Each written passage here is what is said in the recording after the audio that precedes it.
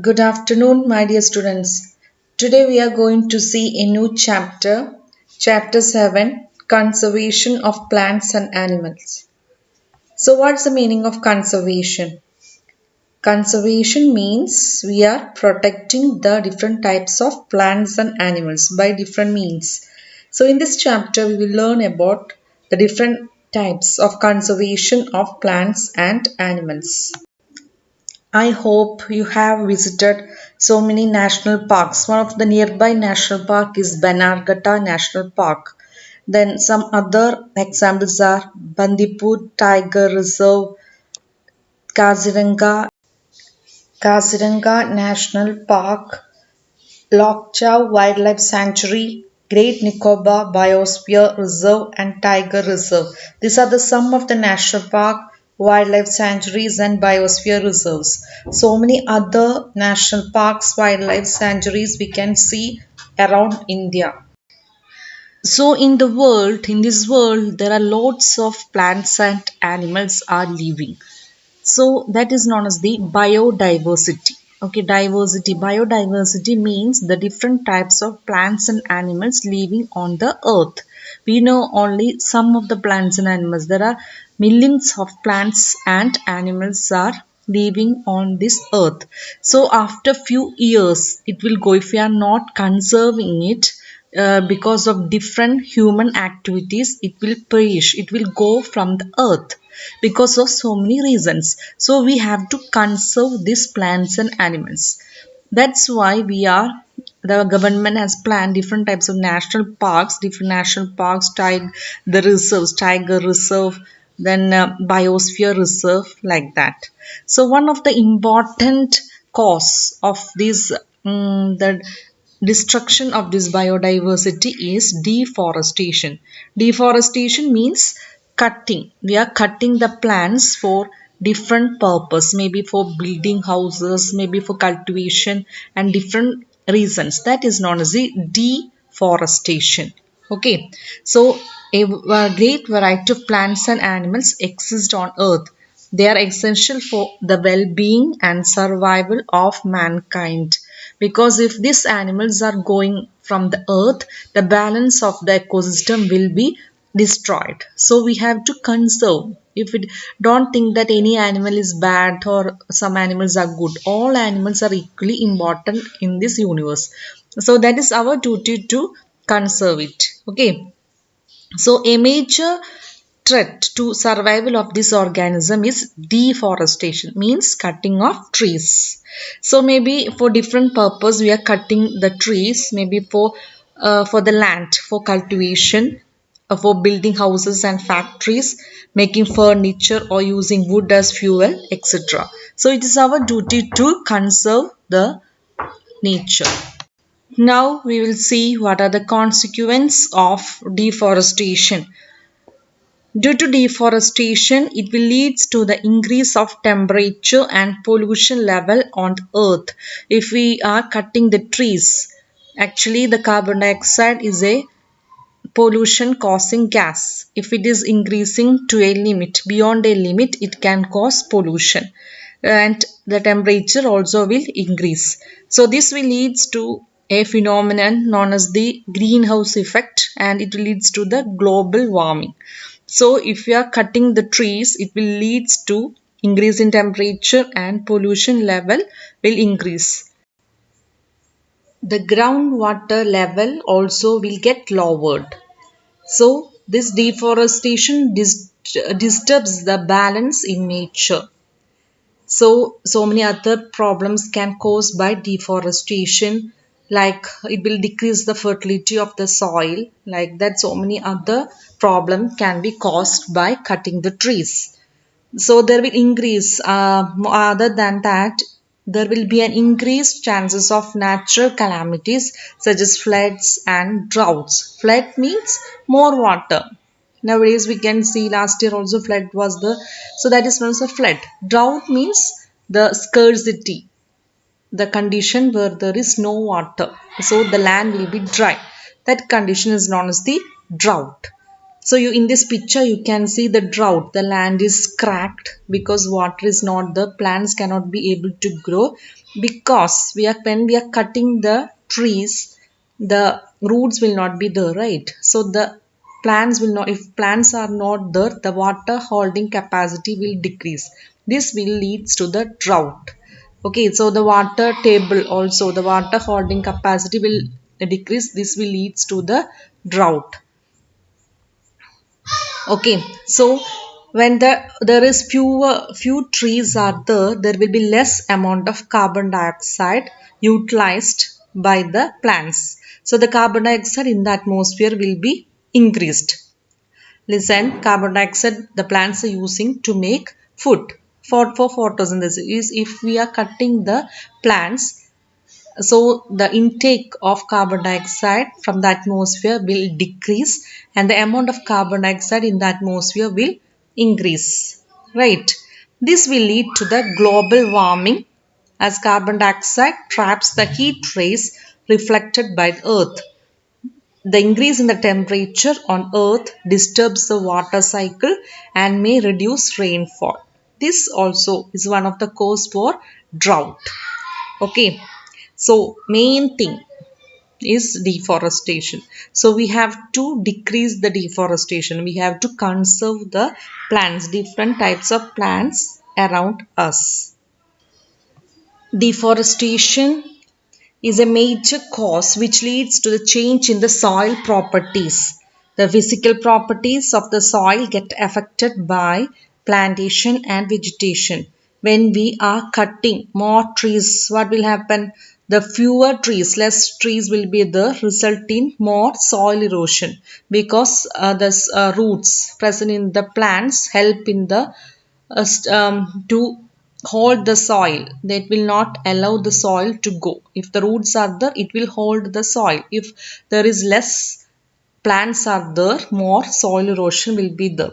Gradually the top layer of the soil will go with the help of the water or wind. So gradually this fertile land will converted into desert. That is known as the desertification. Okay, so the removal of the top layer of the soil exposes the lower hardy and rocky layer. This soil has less humus and is less fertile. Gradually, the fertile land is converted into desert. This is known as the desertification. Next, we will see another topic that is known as the conservation of forest and wildlife. So, what is biosphere? Biosphere is the part of the earth in which living organisms exist or which support life. Okay, so we can see different types of plants and animals on earth. That is known as the diversity, biological diversity. Different types of plants and animals. That is known as the diversity. Biological diversity or biodiversity refers to the variety of organisms existing on Earth, their interrelationship and their relationship to the environment. So, to conserve the plants and animals, as I already said to you, the government also taking care of this forest and animals. So the government lays down rules and methods and policies to protect and conserve them. So wildlife sanctuaries, national parks, biosphere reserves, etc. are protected areas for the conservation of plants and animals present in the area.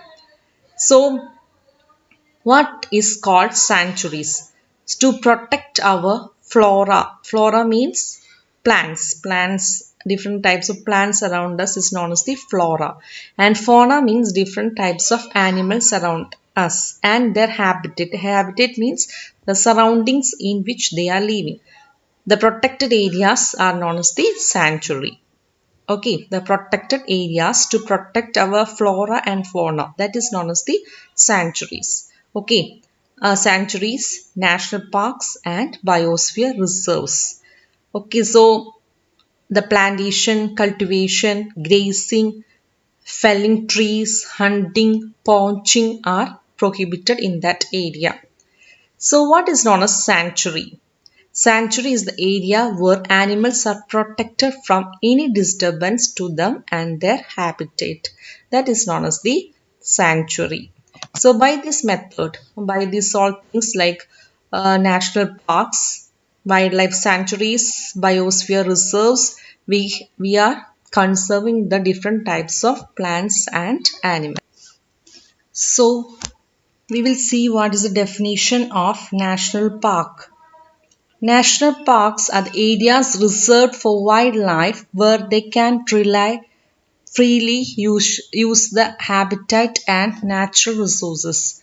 So, the national parks are the areas reserved for the wildlife where they can freely use the habitat and natural resources. That is known as the national park. Means the animals living in that area, they can walk around that place, not like zoo. They are not closed in like in cage. They can use the habitat around them and they are free.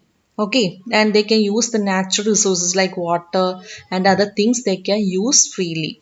Okay, then biosphere reserves are the large areas of protected land for the conservation of wildlife, plant and animal resources and the traditional life of the tribals living in the area. That is known as the biosphere reserve. So now we will see what are the different types of biosphere reserve. So the biosphere reserve, as I said too, that are large areas of protected land for the conservation of wildlife, plant and animal resources and the traditional life of the tribals living in the area. So there are different types of plants we can see around us, right? The biodiversity, as I said too, is the variety of plants and animals and microorganisms living in an area. So the biosphere reserves helps to maintain the biodiversity and the culture of that area. A biosphere reserve may also contain other protected area. One of the example for the biosphere reserve is Panchmarhi Biosphere Reserve. Consists of one national park named Satpura and two wildlife sanctuaries named Bori and Pachmari. You can see in this picture the map of this Pachmari Biosphere Reserve, which contain one national park named Satpura and two wildlife sanctuaries named Bori and Pachmadri. Okay, so in that place we can see different types of plants, animals and also living with the tribals. Okay, so there is no invention like human, they are not killing anyone. The plants and animals can freely live with the tribals. Okay, that is known as the biosphere reserves. Now we will see flora and fauna. Flora means the plants, different types of plants seen in this world, and fauna means different types of animals seen in a particular area. Okay, flora means different types of plants seen in a particular area and fauna means different types of animals seen in a particular area. So the plants and animals found in a particular area is known as the flora and fauna. Now you can see some example in this picture like by dog, cheetah, wolf, leopard, fern, jamun. So flora means different types of plants seen in a particular area. Fauna means different types of animals seen in a particular area. So we have completed a topic and next one we have to see what is endemic species. Endemic species are those species of plants and animals which are found exclusively in a particular area. We can see that animal or plant in that area only. That is known as the endemic species. Okay. They are not naturally found in anywhere else. So, particular type of animal or plant may be endemic to a zone, maybe in a state or in a country. The example like sal or wild mango are the example of endemic flora of Pachmari Biosphere Reserve. Pachmari, in that we can see two varieties, sal and wild mango. We cannot see this type of mango anywhere else. Okay, so there are different types of endemic species are there. One example is giant squirrel. Giant squirrel is one type of endemic species. So what is a species? Species is a group of populations which are capable of interbreeding. Okay, species means a group like human beings. It is species is sapiens. Our scientific name is Homo sapiens. In that species, specific name is sapiens. We can breed within our species. We cannot go and breed with other species. So, species is a group of population which are capable of interbreeding. This means that members of a species can reproduce fertile offsprings. Offsprings means kids. Only with the members of their own species and not with the members of other species. So members of the species have common characters means the man, human being that we can marry, we can reproduce in our group only, right? We cannot marry monkey or any other animal and we will not have kids. So that is a group of organisms which can interbreed and we can produce offspring. That is known as the species. So endemic species, a group of organisms which we are seeing, a group of species of plants and animals which is seen in one particular area. I hope it is clear to you.